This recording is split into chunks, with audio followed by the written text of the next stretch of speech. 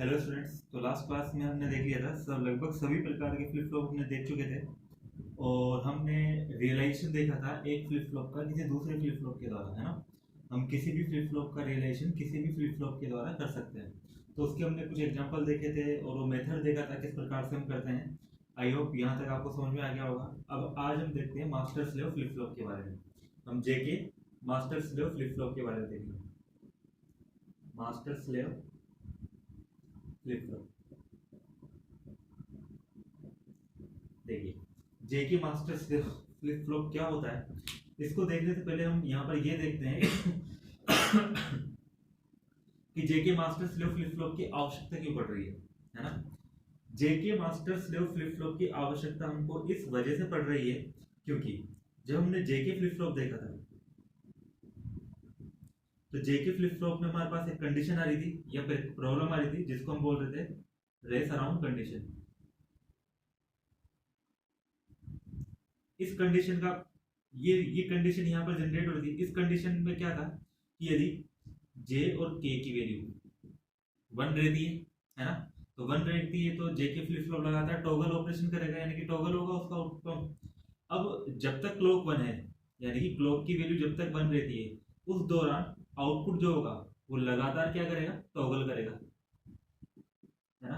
Toggle करेगा और फिर वो एक इनडिफिनिट टाइम वो यहाँ पे टॉगल करता है और टॉगल करने के बाद फाइनल आउटकम वन होगा या जीरो होगा, ये मतलब पता करना एक तरह से मुश्किल हो जाता है क्योंकि क्यूएन एक तरह से वन और जीरो के लिए रेस करना शुरू कर देता है। तो इसी वजह से हम इसको क्या बोल रहे थे, रेस अराउंड कंडीशन, है ना।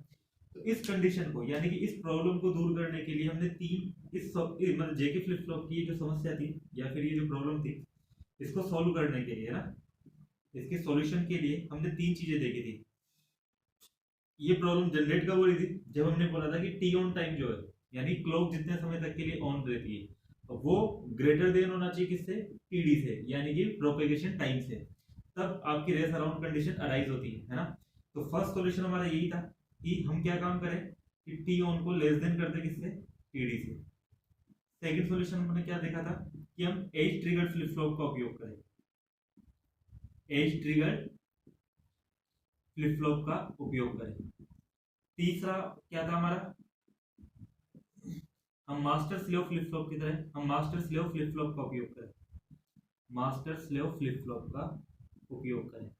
वैसे देखा जाए तो मास्टर स्लेव फ्लिप फ्लॉप का जब हम देखेंगे, इसको स्टडी करेंगे तो ये खुद एज ट्रिगर्ड फ्लिप फ्लॉप की तरह ही काम करता है, यानी कि ये खुद एज ट्रिगर्ड फ्लिप फ्लॉप की तरह ही काम करता है। वो किस तरह से काम करता है वो हम जब इसको थोड़ा विस्तार से देखेंगे तब हम देखेंगे।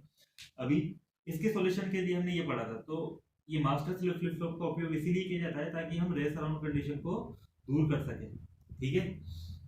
अब पहले मास्टर स्लेव फ्लिप फ्लॉप को देखने से पहले एक बार वापस से हम रेस अराउंड कंडीशन को देखते हैं कि जेके फ्लिप फ्लॉप में रेस अराउंड कंडीशन किस वजह से, मतलब कि ऐसा क्या कारण था कि जे और के की वैल्यू वन रहने पर आउट जो आपका आउटकम था वो लगातार टॉगल हो रहा था, वो बार बार टॉगल हो रहा था, वो उसके पीछे वजह क्या थी, है ना। तो एक बार उस चीज के ऊपर वापस से उस चीज को थोड़ा डिस्क्राइब करते हैं और उसके बाद वापस से फिर हम आएंगे जे मतलब मास्टर स्लेव फ्लिप फ्लॉप के ऊपर, क्योंकि एक बार हमें किस वजह से ये प्रॉब्लम उत्पन्न हो रही है या ऐसा सर्किट में ऐसा क्या हो रहा है जिसकी वजह से ये चीज उत्पन्न हो रही है, तो वो जब तक हम नहीं समझ पाएंगे तब तक हम मास्टर स्लेव फ्लिप फ्लॉप की फंक्शनिंग को नहीं समझ पाएंगे ना। तो पहले हम एक बार इस चीज को दोबारा देखते हैं।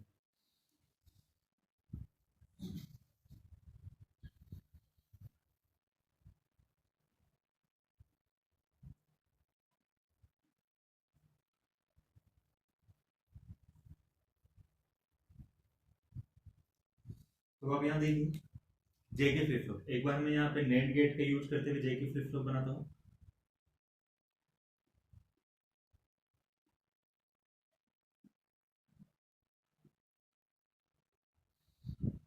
इसका आउटकम हम यहाँ दे देते हैं, इसका आउटकम यहाँ दे देते हैं और यहाँ से एक फीडबैक का उपयोग करके यहाँ लगा देते हैं, यहाँ से फीडबैक ले लेते हैं, ये क्यू एन और ये क्यू एन पर। फिर जो यहाँ पर था इस पर हमने एक एंड गेट का उपयोग किया था, यदि आपको याद हो तो। इस पे दोनों यहाँ पर भी हम एक एंड गेट का उपयोग करेंगे, वो यहाँ पे लगा देंगे इसका आउटकम। ये हमारी सी एल की थी और यहाँ से फिर हमने फीडबैक का भी उपयोग किया यहाँ पे, और इससे ये हमारा ओवरऑल जेके फ्लिप फ्लॉप। एक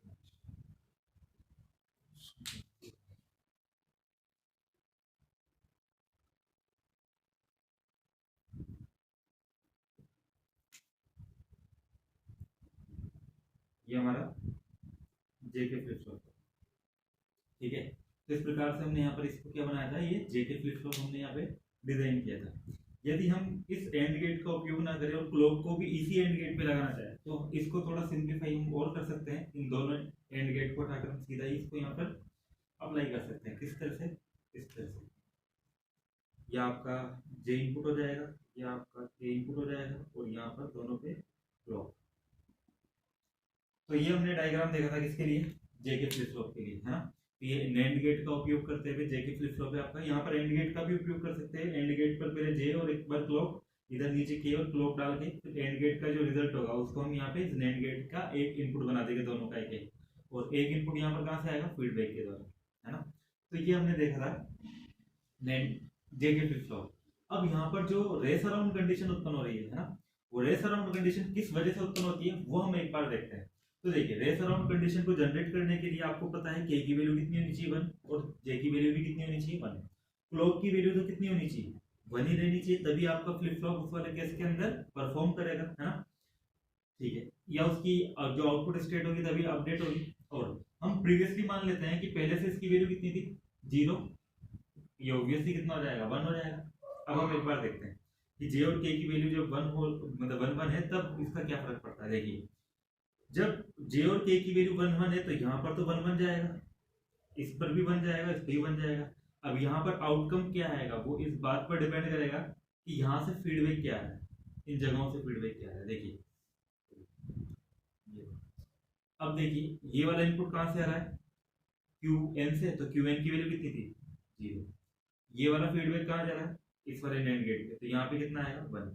देखिए यहाँ पे नैंड ऑपरेशन में तीनों कितने हैं, 1 1 1 1 1 1 का जब हम एंड ऑपरेशन करते हैं तो 1 आता है, लेकिन ये नैंड ऑपरेशन है तो कितना हो जाएगा, 0, ठीक है। ठीक वैसे यहाँ पर देखिए यहाँ पर कितना रहा, 1 1 1, मतलब 1 1 और 0 का एंड ऑपरेशन करेंगे तो 0 होगा, लेकिन क्योंकि नैंड ऑपरेशन है तो उल्टा होकर कितना हो जाएगा, 1।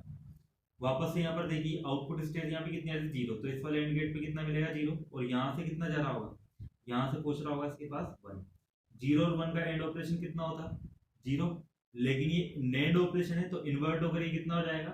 तो यहाँ पर देखिए क्यू एन की वैल्यू जो 0 थी पहले, अब वो कितनी हो जाएगी, 1, क्योंकि जब आप 1 और 0 का नैंड ऑपरेशन करोगे, एंड ऑपरेशन करते तो 0 आता, लेकिन अपन को नैंड ऑपरेशन करना है तो ये कितना आता, 1, तो यानी कि आउटकम कितना आ जाएगा, 1, ठीक है। इसी प्रकार से 0 और 1 का जब आप यहाँ पर क्या देखिए, जब ये 1 हो गया है तो ये 1 फीडबैक के रूप में आपको कहाँ पर प्राप्त होगा, यहाँ प्राप्त होगा, तो ये 0 से कितना हो जाएगा, 1।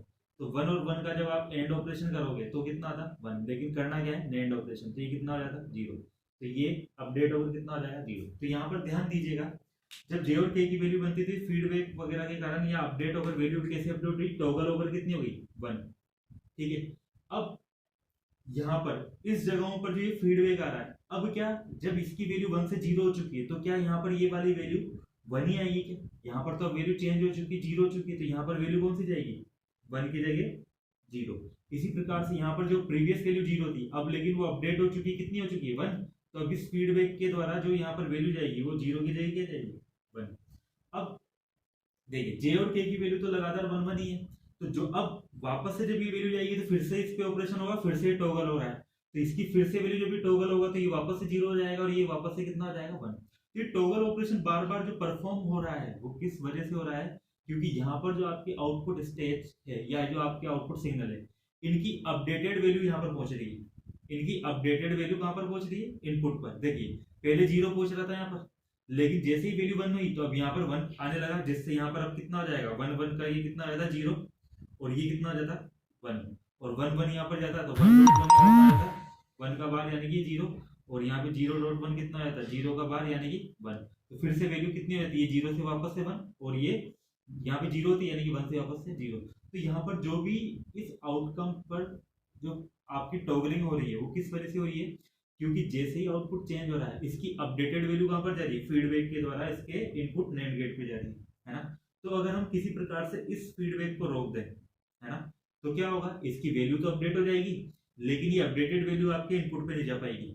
और जब मतलब अपडेटेड वैल्यू इनपुट पे नहीं जा पाएगी तो जे और के तो शुरू हमेशा ही 1 1 रहेंगे। तो यहाँ पर ये मतलब वैल्यू अपडेट हो जाने के बाद भी वापस से मतलब आपका दोबारा टॉगलिंग नहीं हो पाएगी, है ना। तो आप बात समझने की कोशिश, मतलब आपको बात समझ में आ रही होगी, क्योंकि जो भी यहाँ पर ऑपरेशन हो रहा है, यहाँ पे जो टॉगलिंग परफॉर्मेंस हो रहा है, देखो जे और के की वैल्यू तो हमेशा ही बनने चाहिए, यहाँ पर कुछ भी रहे, है ना। अब टॉगलिंग हो क्यों रही है, 0 से 1 1 से 0 किस आधार पे हो रहा है, वो इस आधार पे हो रहा है कि यहाँ से जो वैल्यू है वो यहाँ पे क्या आ रही है ना। अब जैसे यहाँ पे पहले 0 था, यहाँ 1 था, तो उसके आधार पर यहाँ पे जनरेट हुआ और 0 से फिर कितना हो गया, 1 हो गया, और ये 1 से कितना हो गया, 0 हो गया। अब अगर ये अपडेटेड वैल्यू वापस से फिर से यहाँ पर पहुंच जाएगी तो फिर से ये टॉगलिंग ऑपरेशन परफॉर्म करवा देगी, तो ये फिर से 1 से कितना हो जाएगा, 0, और ये 0 से फिर से क्या हो जाएगा, 1। फिर ये अपडेटेड वैल्यू फीडबैक के द्वारा यहाँ पहुंचेगी, फिर से इसमें टॉगलिंग ऑपरेशन करवा देगी। तो यानी कि जो भी टॉगलिंग ऑपरेशन हो रहा है वो किस वजह से हो रहा है, कि ये आउटकम की जो अपडेटेड वैल्यू है वो इनपुट के ऊपर जाकर अप्लाई हो रही है, तो वो इनपुट पर जाकर अप्लाई हो रही है, इसी वजह से यहाँ पे टॉगल ऑपरेशन हो रहा है। तो हमें क्या काम करना है, वो रेस अराउंड कंडीशन को रोकना है। रेस अराउंड कंडीशन कब रुकेगी, जब क्लॉक जितने समय तक के लिए 1 है उस उतने समय में आउटपुट स्टेज केवल एक बार ही चेंज हो, है ना, एक बार चेंज होती रह जाए, है ना, एक बार ही अपडेट हो, फिर उसके बाद ये अपडेटेड वैल्यू इनपुट पे नहीं जाएगी, तो ये और टॉगल ऑपरेशन नहीं होगा, तो केवल एक ही बार टॉगल ऑपरेशन होगा, है ना। तो रेस अराउंड कंडीशन हटाने के लिए हमें क्या काम करना है, वो जो बार बार यहाँ पे टॉगलिंग ऑपरेशन हो रहा था 1 0 1 0 1 0 उसको रोकना है। तो वो कैसे रुकेगा, वो इस प्रकार से रुकेगा कि केवल इस क्लॉक 1 मतलब क्लॉक के 1 होने के दौरान केवल आउटकम में केवल एक ही बार चेंज होना चाहिए ना, एक ही बार टॉगल ऑपरेशन होना चाहिए। तो वो कब होगा, जब यहाँ पे आउटपुट की जो अपडेटेड वैल्यू है वो इनपुट के ऊपर जाकर अप्लाई ना हो। तो यही काम हम किस में करते हैं, मास्टर स्लेव फ्लिप फ्लॉप में। तो देखिए मतलब फीडबैक जाएगा लेकिन थोड़ा उसको फीडबैक को मॉडिफाई करेंगे। तो देखिए अब हम पढ़ते हैं master slave JK flip flop. आपको ये बात समझ में आ गई होगी कि यहाँ पर जो टॉगलिंग ऑपरेशन हो रहा है या जो लगातार आपके रेस अराउंड कंडीशन जनरेट हो रही है वो इस वजह से जनरेट हो रही है क्योंकि जो इनपुट नैंड गेट थे यहाँ पे दोनों, उन पर आउटकम की अपडेटेड वैल्यू अगर लग रही है, आप मतलब जो आउटपुट पर जो टॉगलिंग ऑपरेशन होने के बाद जो अपडेटेड वैल्यू आई है ना, नई वैल्यू जो आई है, मतलब नेक्स्ट स्टेट की जो वैल्यू आई है, वो वैल्यू वापस से इनपुट पे जाकर अप्लाई हो रही है और उसकी वजह से फिर से ये वैल्यू वापस से चेंज हो रही है। तो हम यहाँ पर ये कर रहे हैं कि यहाँ पर इसको अपडेट नहीं होने देंगे, है ना, मतलब अपडेट तो होने देंगे लेकिन उस अपडेटेड वैल्यू को इनपुट पे नहीं आने देंगे। तो देखिए मास्टर स्लेव, पहले एक बार हम यहाँ पर मास्टर स्लेव फ्लिप फ्लॉप का डायग्राम देख लेते हैं, है ना, कि नैंड गेट के दौरान किस प्रकार से यहाँ पर मतलब बनाएंगे। एक्चुअली यहाँ पे 2 फ्लिप फ्लॉप होते हैं, एक बार ब्लॉक डायग्राम से मैं आपको समझा देता हूँ। यहाँ पर एक प्रकार से 2 मतलब फ्लिप फ्लॉप होंगे, एक फ्लिप फ्लॉप फर्स्ट, फिर एक सेकंड फ्लिप फ्लॉप, ठीक है। इसके जो आउटकम होंगे वो हम कहाँ पे लगा देंगे, सेकंड वाले फ्लिप फ्लॉप के इनपुट पे, ठीक है।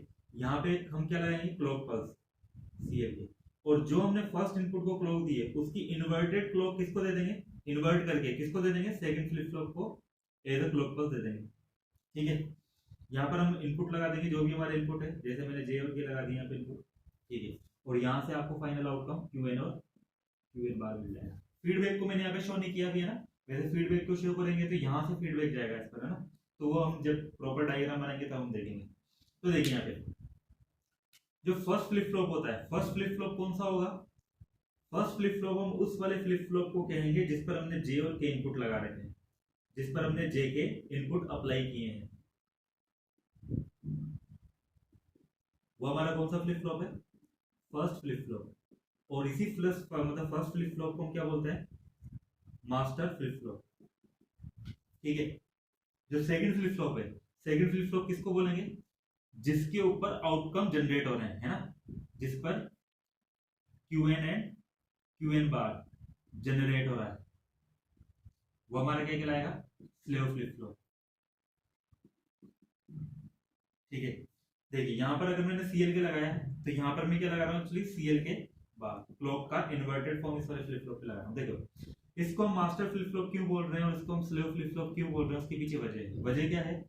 देखिए यहाँ पे सेकंड फ्लिप फ्लॉप को जो इनपुट मिल रहे हैं ना, इस वाले फ्लिप फ्लॉप को जो इनपुट मिल रहे हैं वो किसके द्वारा मिल रहे हैं, फर्स्ट फ्लिप फ्लॉप के जो आउटकम उत्पन्न होंगे, फर्स्ट फ्लिप फ्लॉप के जो आउटकम है वही तो सेकंड फ्लिप फ्लॉप को इनपुट के रूप में मिल रहे हैं।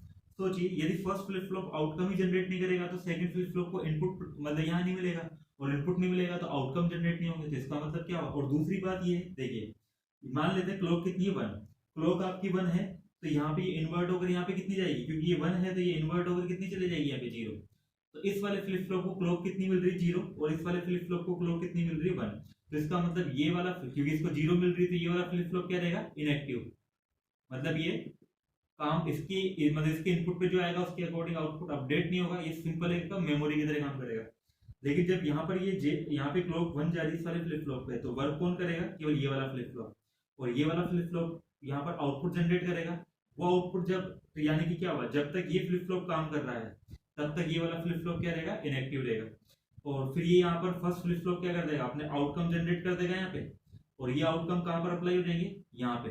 अब आउटकम यहाँ पर अप्लाई हो चुके हैं, लेकिन फिर भी जब तक क्लॉक 1 है तब तक ये वाला फ्लिप फ्लॉप आउटकम यहाँ पे जनरेट नहीं कर सकता है। क्यों, क्योंकि जब तक ये क्लॉक 1 है तो यहाँ पर कितनी जा रही है 0, यानी कि फ्लिप इसको क्लॉक ही नहीं मिल रही है, और क्लॉक नहीं मिल रही है ये इनएक्टिव ही रहेगा।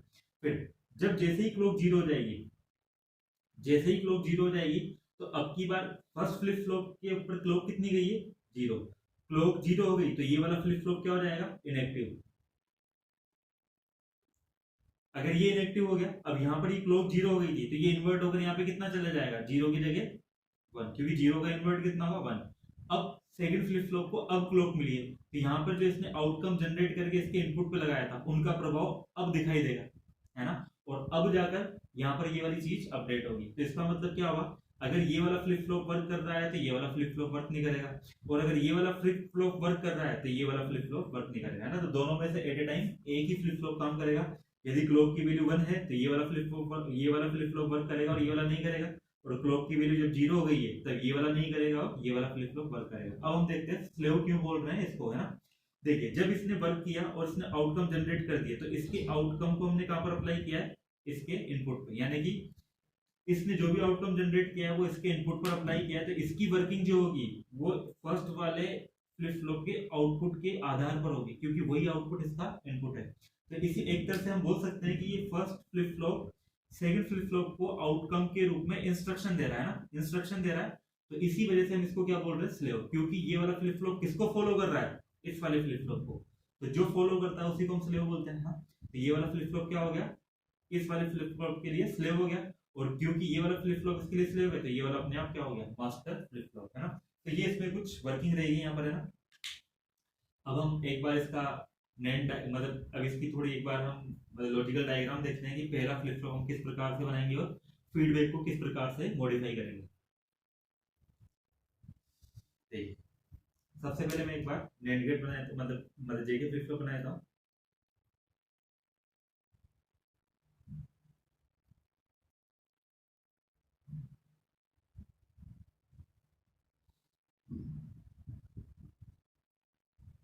ये जे और यहाँ पर ये क्या हो गया, सीएल के, और ये हमारा के, ठीक है।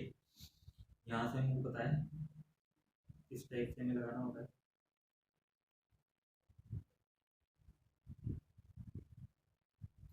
इस टाइप से लगाना है। ये इस वाले ये फर्स्ट फ्लिप फ्लॉप हो गया आपका, ये आपका क्या हो गया, फ्लिप फ्लॉप फर्स्ट,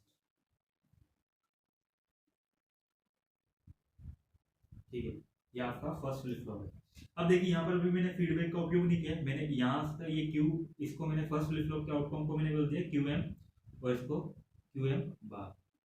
ये जो फर्स्ट फ्लिप फ्लॉप के आउटकम है इनको मैंने अभी तक फीडबैक नहीं किया है, क्योंकि अगर मैं यहाँ पे फीडबैक कर दूंगा जैसे जेके फ्लिप फ्लॉप में होता है, यहाँ से अगर मैं इसके ऊपर फीडबैक कर दूंगा तो क्या समस्या होगी, वापस वही रेस अराउंड कंडीशन वाली हो जाएगी, क्योंकि अपडेटेड वैल्यू इनपुट पे जाके लगना या अप्लाई होना शुरू हो जाएगी, और अपडेटेड वैल्यू इनपुट पे लगेगी तो ये लगातार अपने स्टेट को क्या करता रहेगा, कन्वर्ट करता रहेगा, चेंज करता रहेगा। अब तो हम यहाँ पर अभी यहाँ से सीधे इसको फीडबैक नहीं देंगे, है ना। पहले ये जो आउटकम है ये दूसरे फ्लिप फ्लॉप के ऊपर अप्लाई कर देंगे, दूसरा फ्लिप फ्लॉप भी हम इसी प्रकार से बना देंगे।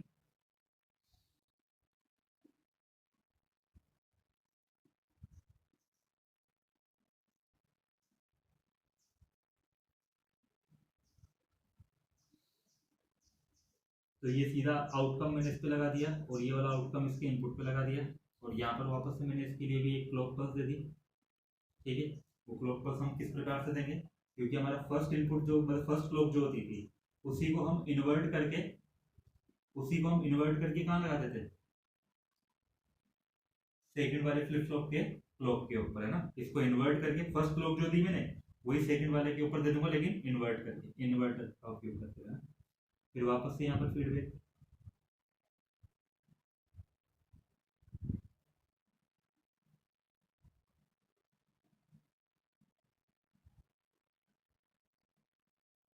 ठीक है। अब यहां से हमारा जनरेट होगा क्यूएन एंड क्यूएन बार। अब मैं क्या काम करूंगा, फीडबैक देखिए मैंने यहाँ पर इनपुट पर देना है मुझे, लेकिन मैंने यहां से नहीं दिया, मैंने फीडबैक सेकंड स्टेज पे जो फ्लिप फ्लॉप का जो आउटपुट था यहां से मैंने इसको दिया। ये हमारा क्या हो गया, फ्लिप फ्लॉप सेकंड। यहां से मैं इसको क्या दूंगा, फीडबैक दूंगा। तो फीडबैक किस प्रकार से देंगे,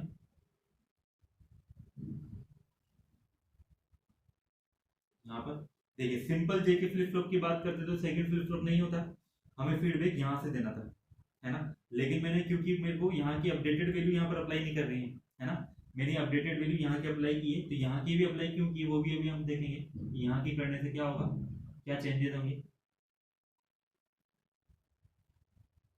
थोड़ा कॉम्प्लिकेटेड बन गया है, लेकिन आप लगातार अगर थोड़ा ध्यान से देखेंगे तो आपको समझ में आ जाएगा कि किस प्रकार से क्या कहाँ पे क्या कनेक्शन हो रहा है।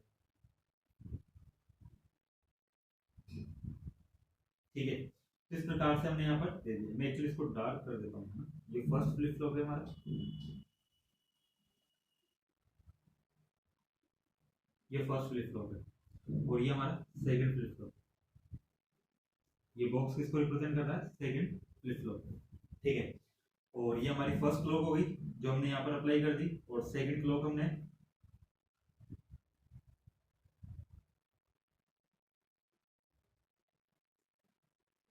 ठीक है, और सेकंड क्लॉक हमने कहाँ पे लगा दी, इसको इन्वर्ट करके कहाँ पे लगा दिया, अगले वाले फ्लिप फ्लॉप पे। देखिए यहाँ की जगह यहाँ से फीडबैक देने का क्या असर पड़ेगा वो हम देखते हैं। सबसे पहले हम यहाँ पे एक क्लॉक पल्स बना लेते हैं ना।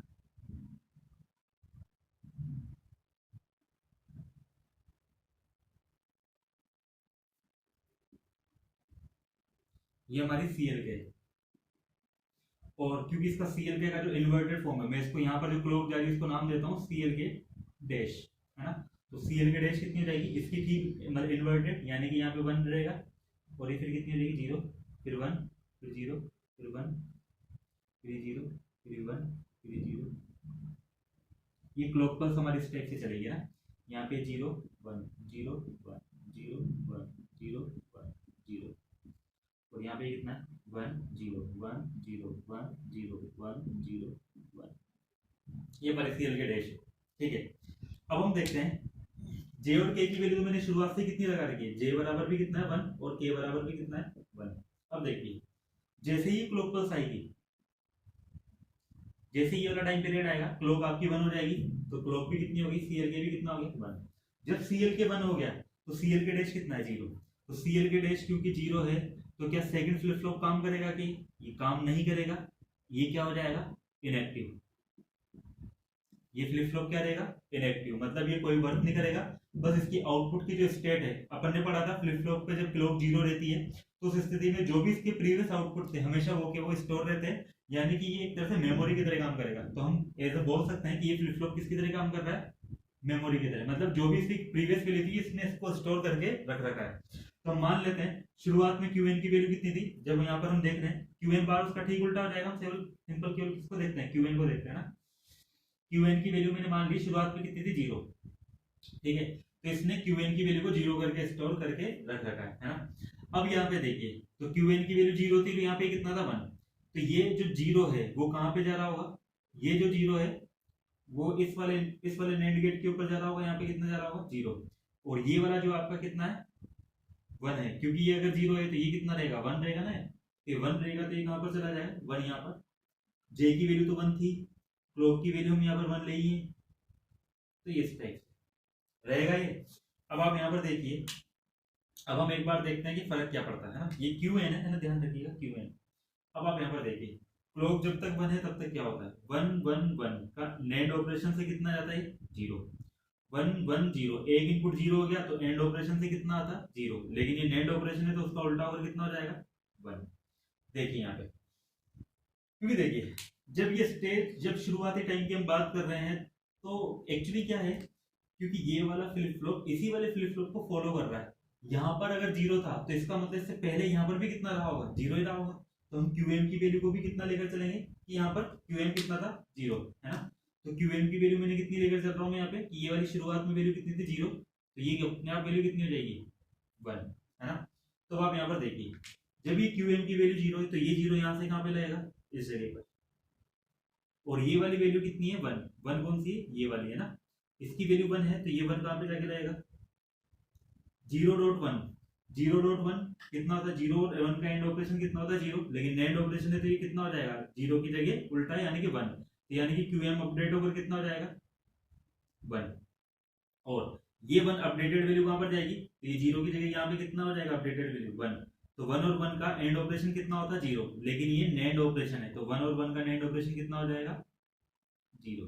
तो अब देखिए यहाँ पर जैसे ही क्लॉक 1 हुई तो ये इस फर्स्ट फ्लिप फ्लॉप की जो आउटपुट स्टेज है वो अपडेट हो गई है ना।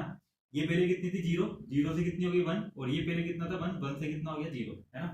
तो आउटपुट वैल्यू अपडेट हो गई। तो अब मुझे आप ये बताइए क्या ये अपडेटेड वैल्यू वापस से इनपुट पर फीडबैक हो रही है क्या नहीं हो रही है क्योंकि मैंने फीडबैक यहाँ से थोड़ा दिया है मैंने तो फीडबैक यहाँ से दिया है लेकिन और ये जब वैल्यू यहाँ पर अप्लाई भी हो जाएगी यानी कि अगले फ्लिप फ्लॉप को वैल्यू कितनी प्राप्त होगी अगले फ्लिप फ्लॉप को कितनी वैल्यू प्राप्त हो जाएगी यहाँ पे इनपुट पे 1 और यहाँ पे 0 लेकिन यहाँ पे 1 और 0 अप्लाई होने के बाद भी क्योंकि CL के डैश की वैल्यू कितनी है 0 तो ये तो अभी भी नेगेटिव है तो ये इनपुट अप्लाई हो जाने के बाद भी अपनी स्टेट को चेंज नहीं करेंगे। इसकी वैल्यू वो की वही जो पहले थी कितनी थी ये 0 का 0 ही रहेगा और ये 1 का 1 ही रहेगा। तो वापस से यहाँ पर जो पहले से 1 जाता था वो 1 ही जाता रहेगा और यहाँ पर जो 0 था वो 0 ही जाता रहेगा यानी कि यहाँ पर स्टेट अपडेट तो हो गई लेकिन ये अपडेटेड स्टेट वापस से इनपुट पे नहीं गई है ना।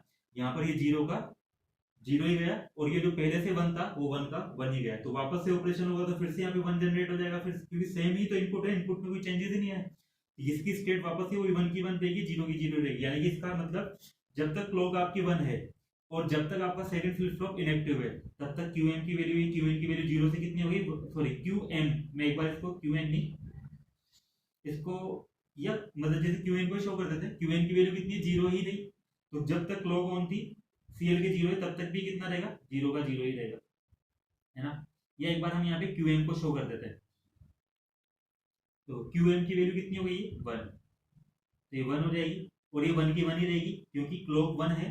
तो अब यहाँ पर देखिए ये जो टॉगल ऑपरेशन है वो केवल एक ही बार हुआ है क्लॉक के 1 रहने के दौरान ये लगातार चेंज नहीं हो रहा है ये केवल एक ही बार अपडेट हो रहा है और एक ही बार क्यों अपडेट हो रहा है क्योंकि अपडेटेड जो आउटकम है वो वापस से फीडबैक पर जाकर अप्लाई नहीं हो रहा है ना। जो प्रीवियस आउटपुट था वही यहाँ पर जाकर अप्लाई हो रहा है पूरी क्लॉक 1 के दौरान है ना। तो इसलिए ये एक ही बार इसमें चेंजेस आएगा। अब जैसे ही क्लॉक की वैल्यू कितनी होगी 0 जब क्लॉक की वैल्यू 0 हो जाएगी तो ये क्या हो जाएगा इनएक्टिव हो जाएगा या ये सिंपल किसकी तरह काम करेगा मेमोरी की तरह है ना। ये मेमोरी की तरह और क्लॉक का इन्वर्ट होकर कितना लग जाएगा यहाँ पे क्लॉक 0 है तो CL के डैश कितनी है 1 तो ये 1 है तो यहाँ पे कितना लगेगा आपका 1 अब ये 1 है तो ये इनएक्टिव से क्या हो जाएगी एक्टिव है ना। अब ये वर्क करना शुरू कर देगी और वर्क कैसे करेगी तो यहाँ पर देखिए इनपुट कितना लग रहा था इस पे 1 और यहाँ पे कितना लग रहा था 0 ये 1.1 यानी कि 1 और 1 का डॉट मतलब एंड ऑपरेशन कितना होता है 1 इन्वर्ट होकर कितना हो गया 0 फिर ये 1 और 0 का इन्वर्ट होकर के मतलब जैसे एंड ऑपरेशन कितना होता है 0 इन्वर्ट होकर कितना हो जाएगा 1 यहाँ से 0 आ रहा था और यहाँ से कितना जा रहा था 1। अब देखिए 0.1 यानी कि दोनों का एंड ऑपरेशन कितना होता 0 लेकिन इन्वर्ट होकर कितना आया था 1 तो ये 0 से कितना आया था 1 ये नई अपडेटेड वैल्यू यहाँ पर आती तो ये कितना आया था 1 तो 1.1 कितना होता 1 लेकिन नेंड ऑपरेशन है तो ये 1 से कितना हो जाता 0।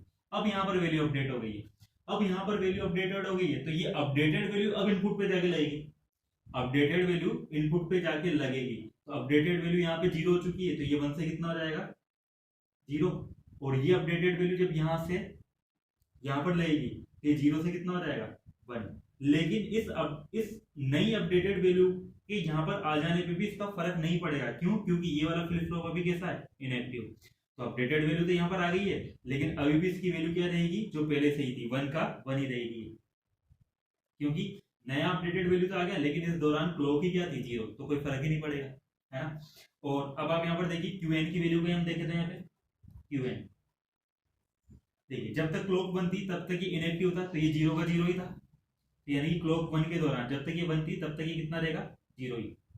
लेकिन जैसे ही ये क्लॉक आपकी 0 हुई तो ये क्या हो गया, 0 से कितना हो गया, 1 हो गया, क्योंकि ये वाला फिर क्लॉक, ये वाला फ्लिप फ्लॉप क्या हो गया था, एक्टिव, तो ये आपका 1 हो गया, है ना, 1 हो गया। अब ये 1 कब तक रहेगा, देखिए अब आप यहाँ पर समझ सकते हैं कि जब तक क्लॉक 1 है तब तक इस पर कोई फर्क नहीं पड़ेगा। अब वापस से देखिए ये 1 आपका एक बार अपडेट होगा, ये एक बार अपडेट होगी वैल्यू, ठीक है, क्योंकि यहाँ पे लगातार 1 ही जाता रहेगा और यहाँ पर वैल्यू आपको मतलब 1 और 0 ही प्राप्त होती रहेगी। अब जैसे ही आपकी क्लॉक वापस से 1 होगी, तो 1 होगी तो ये वाला क्लॉक 1 होगी तो फिर से ही अपडेट होगा और ये वाली वैल्यू फिर से चेंज होगी, टॉगल होगी, है ना। तो क्लॉक आपकी कहां पर होगी, 1